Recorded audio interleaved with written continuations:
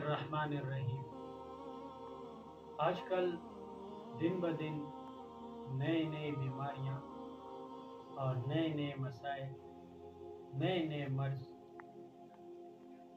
پیدا ہو جاتے ہیں، اور قرآن مجید جو پوری امت کے لیے، تمام بیماریوں کے لیے، روحانی اور جسمانی سب بیماریوں کے لیے شفا ہے۔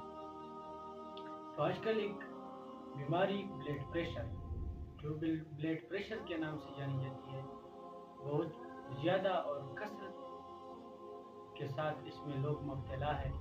تو اس مرض کے علاج کے لیے قرآن مجید کی سورت ال-عمران کی ایک آیت نمبر 134، والکاظمین، بسم اللہ الرحمن الرحیم، والکاظمین الغیظ والعافین عن الناس واللہ یحب المحسنین۔ آیت کا یہ حصہ جو شخص روزانہ 101 مرتبہ پڑھے گا، اللہ رب العزت اس کو بلڈ پریشر کے مرض سے نجات دے گا۔ ہمیں بھی چاہیے کہ ہم اس پر عمل کریں اور اپنی بیماریوں کا علاج قرآنی وظائف سے کریں۔